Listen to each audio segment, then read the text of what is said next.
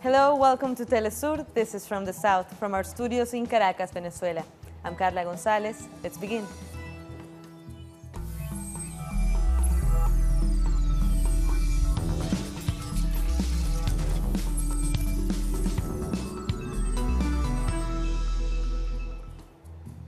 Venezuelan President Nicolas Maduro strongly condemned what he says were orders given by the United States to Colombia to carry out his assassination. He spoke at the closing event of the Workers' Congress. You know that, don't you? They have given the order from the White House to kill Maduro. Not a hair will touch me because God protects me and protects the people of Venezuela. And they have given the oligarchy of Bogota the task of killing me. Trade unions and workers from various sectors presented proposals at its Congress in a bid to boost economic growth as part of Venezuela's recovery program. Maduro thanked them for their support.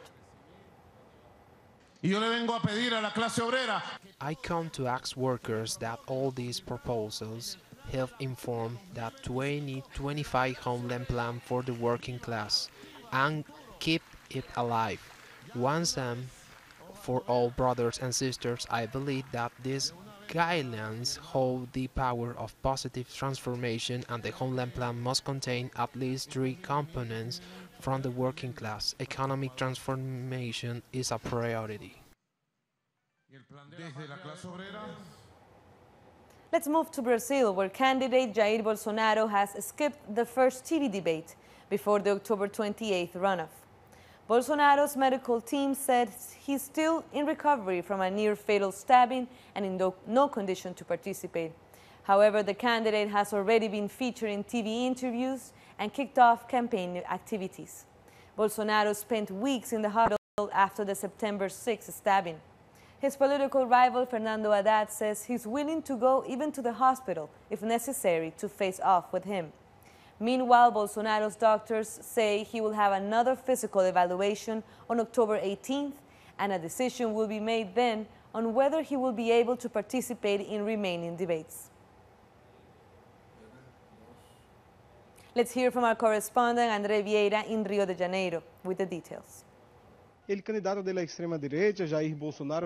candidate of the far-right, Jair Bolsonaro, is not going to participate once again in the debates of Brazil, alleging health problems.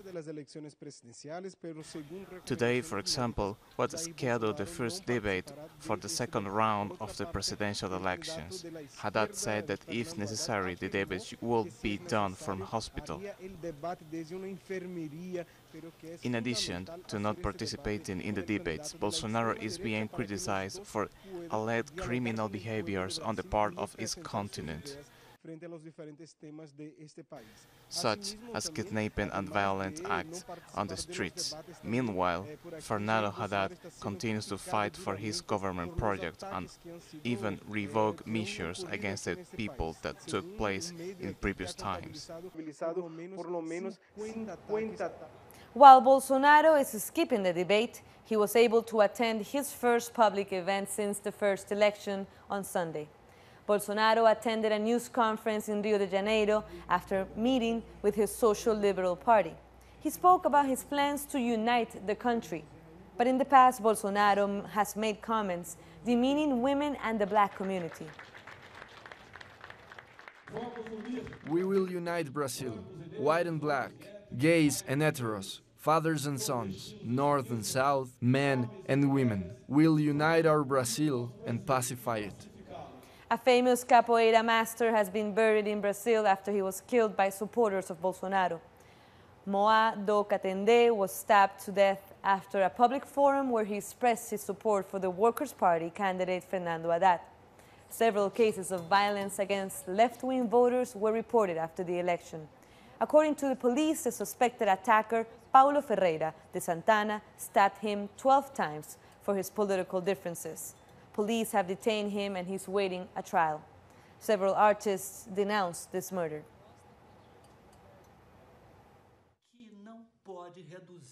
We cannot reduce Brazil to this barbaric thing. The murder of Moado Katende is a sign that one shouldn't forcefully follow in the way that other people blindly think. It is backwards. It is fear of responsibility in civilization. In Colombia, another social leader has been killed, this time in the Putumayo region. The leader of a farming association, Otto Valenzuela, was allegedly shot in his own home. His murder was reported, but police authorities said they couldn't reach the area. The UN Refugee Agency regretted his death since he supported their work in the region. 4 social leaders and 3 indigenous leaders have been murdered in less than 48 hours in Colombia.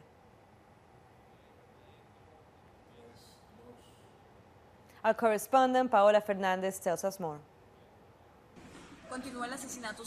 Killings of social leaders continue in Colombia. 170 leaders have been murdered since the beginning of 2018. The last case has been reported in the department of Putumayo, where campesino leader Otto Valenzuela has been killed. He was a pioneer in the promotion of the replacement of illicit crops. There is outrage in the area since they say the community called authorities and they were told there were no police forces to come so far away. The victim was also a relevant figure in the organization of the community to fight for their rights. The UNCHR mission in Colombia has urged the government to take measures to protect social leaders in the country. That was Paola Fernandez from Bogotá.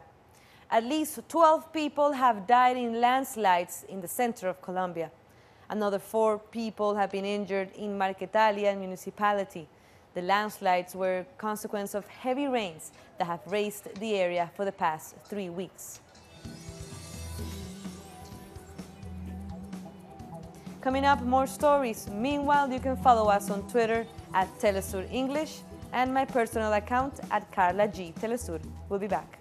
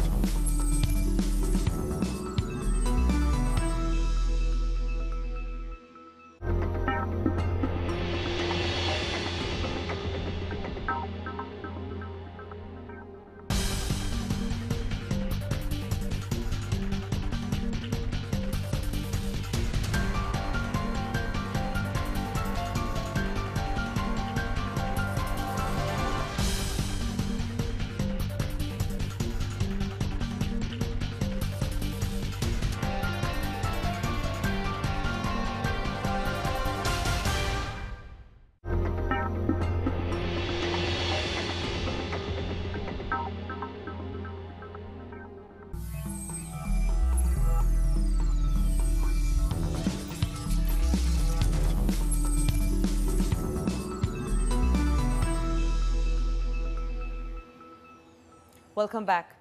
The construction of a new international airport in Mexico City has been the focus of community protests for years. Now members of the transition team for the President-elect Andrés Manuel López Obrador have visited the affected residents.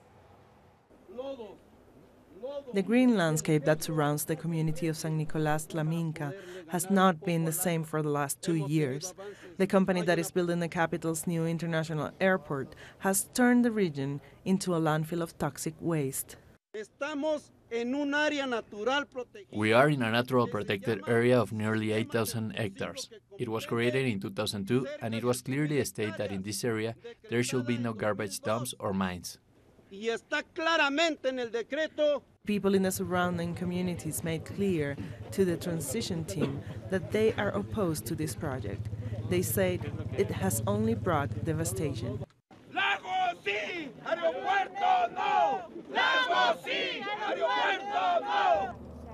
Mines and quarries, many of them illegal, has caused irreversible damage to the environment. It has destroyed flora and fauna endemic to this central region of the country. The environmental impact study for the airport said there will be 16 mines. But in the reality, there are more than 160 authorized mines, plus all the illegal ones. President-elect Andrés Manuel López Obrador promised to listen to all the parties involved in the building of the airport, a project which has already cost more than $13 billion. They tell me there is no provision for an inquiry in the law. No, there isn't. But if you ask my opinion, I would like to have an inquiry. The local communities have stood firm in saying that suspending construction is the only way out of this conflict, which could mar the government of López Obrador from the start. This project is causing a catastrophe, not only for the environment, but also for us, because the people who live here are not taken into account in this project, except as cheap labor. Businessmen, on the other hand, are defending what they say will be a pole of development for the country. As well as the airport itself, they are planning a network of toll roads connecting it with the Mexican capital, as well as hotels and shopping centers. Now to Chile, where hundreds of students continue to march against the Safe Classroom bill promoted by President Sebastián Piñera. Protesters say the proposed law seeks to expel all students who raise their voices against the government, and they see it as a copy of the dictatorship of Augusto Pinochet. Although the Senate has described the bill as unconstitutional, President Piñera vows to move forward with his proposal, even without support. Student movements say they will continue to demonstrate. We want to say in a strong and clear voice that we will not allow this law to be passed, and we will go to the street to reject it whenever it is necessary, because it generates own integration, repression, evading the critical thinking of the classroom. The Dominican Republic and the European Union have strengthened ties during a meeting in Santo Domingo. Dominican Foreign Minister Miguel Vargas and the Latin American and Caribbean External Action Director Hugo Sobral presided this forum. They stressed the relevance of cooperation between the two regions. During their meeting, they discussed topics such as human rights, political parties, and funding.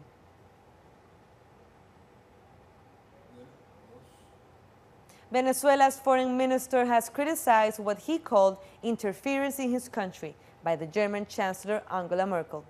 After meeting the Chilean president on Wednesday, Merkel offered support for a regional initiative on Venezuela. In a series of tweets, Jorge Arreaza regretted the German leader's, quote, subordination to the Trump administration and its desire to impose a blockade on Venezuela. He demanded that the German government respect Venezuela's sovereignty. If Germany wants to help, he said, it should use its influence to help lift the economic measures against the Venezuelan people. Bolivia's President Evo Morales has announced that workers will receive a double bonus. Morales said that economic growth can guarantee the double bonus that will be paid to public and private workers. The bonus is called Effort for Bolivia, a recognition to Bolivian workers.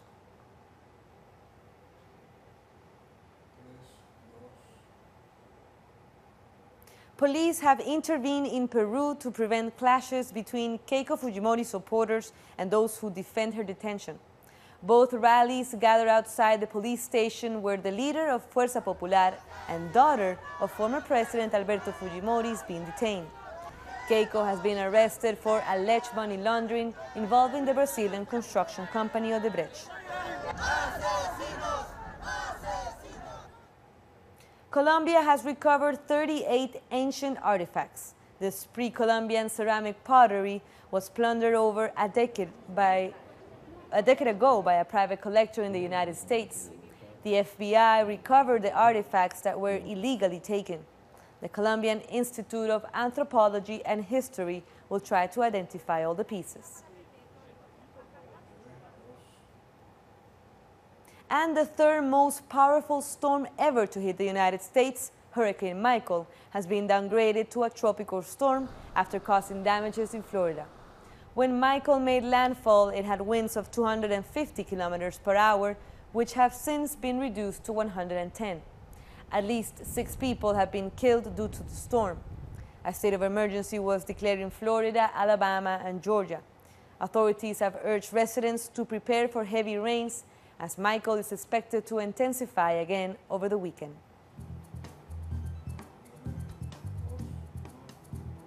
We'll take one last short break, but stay with us.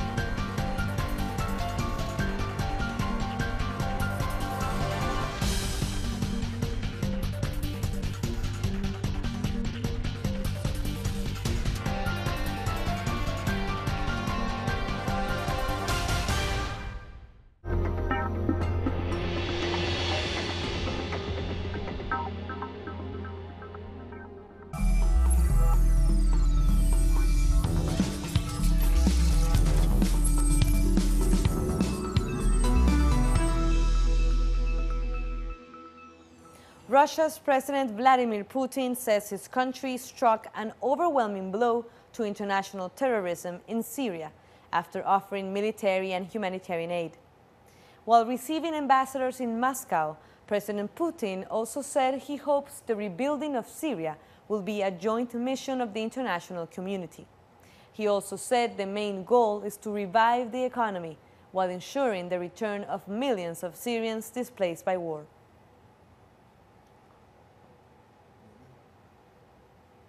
Meanwhile, U.S. Secretary of State Mike Pompeo says Washington will not finance any post-war reconstruction in Syria if Iranian forces remain in the country.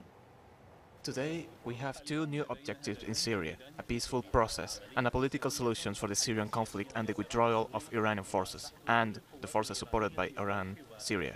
If Syria does not confirm the total withdrawal of the Iran forces and its allies, it will not receive a single dollar for reconstruction from the United States.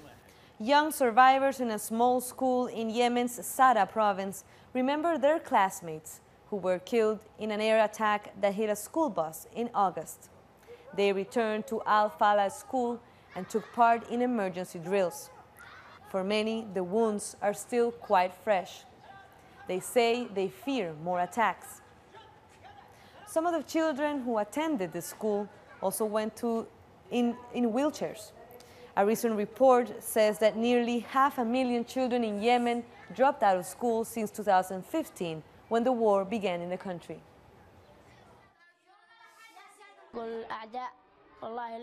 We tell to the enemies that the blood of our classmates will not be in vain and that we avenge them by getting an education. We'll avenge them by learning. Thanks God, you saved me from this attack and from the hands of this terrible crime. We are sad that after losing our dearest classmates and worrying that the enemy will hit the school, Palestinian fishermen say Israel's prohibition on fishing in the Gaza Strip is severely restricting their livelihoods. They're strongly rejecting the increase in security which the Israeli regime imposed along the maritime border. The fishermen say this is seriously affecting the sector and their lives. Some have decided to take the risk despite threats from the Israeli Defense Ministry to sink any Palestinian boat that leaves fishing ports. the fishing business is slow. I'm working hard with my kids to make ends meet. Altogether, there's 10 of us and I can barely earn a living. We go out to the sea, but every day we encounter problems. We're often targeted, so we don't have a good haul. It's an unbearable situation. We cannot continue to live like this. At least 11 people have died after a bus and a truck crashed in Russia. Emergency authorities have said other 7 people are injured. Emergency services were rapidly dispatched to the site to rescue passengers who were still trapped in the bus. Early investigations suggest that the truck drove in the opposite lane and collided with the bus. Syrian Kurdish forces say they are holding 900 foreign Islamic State fighters. They say the number of foreign jihadists detained has sharply increased. They joined a terrorist organization which is carrying out terrorist acts around the world, in the Middle East, Europe and the United States, Asia, everywhere in the world. So in northern Syria, we are confronting an international problem. They must be judged in northern Syria, and then each state must take care of its terrorists, taking into account the international laws and rules recognized by the UN. The first tuna auction was held in the new fish market Tsukiji in Tokyo, ending at an 83-year-old closure. The market also attracted thousands of tourists for this auction. Many of the traders opposed the relocation, but others hope that this will create a more modern site. The purpose of the relocation, despite its deterioration, was to expand and present a cleaner place. Here you think you're coming to buy fish, but in fact it's about human relations. And that's what determines everything. The respect is mutual, as are trust and admiration. You have to admire and you have to have love. They have to accept how I cook, and I need to accept what they supply. It still hasn't really hit me, but I feel increasingly sad as the day approaches, and also worried.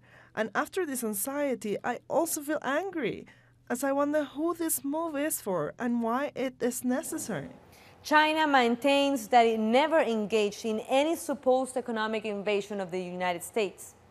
Gao Feng, spokesperson from China's Trade Ministry, was responding to the accusation recently leveled by U.S. Vice President Mike Pence. Gao says Washington's accusations are excuses for implementing its commercial unilateralism. He also assures that China respects the principle of mutual cooperation in foreign trade. This as he urged Washington to instead create opportunities for bilateral economic development.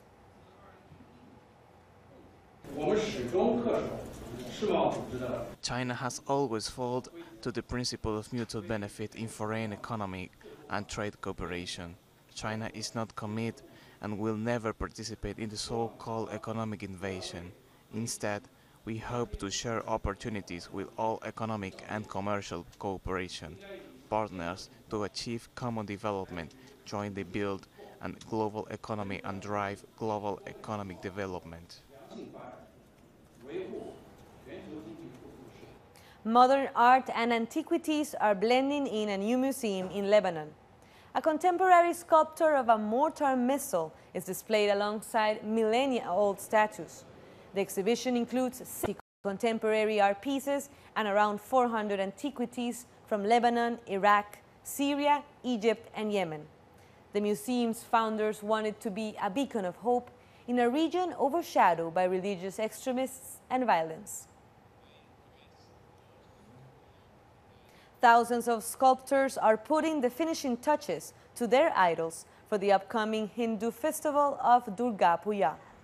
The sculptures of goddess Durga will be central to the celebration. The profession has long been male-dominated, but some women idol makers are defying this tradition. And with that, we come to the end of this news brief. For this and many other stories, you can find them on our website at telesurtv.net/English. Here you can find all our latest information, so go check it out. And you can also follow us on social media. I'm Carla Gonzalez, and until the next time, thank you for watching Telesur, connecting the Global South.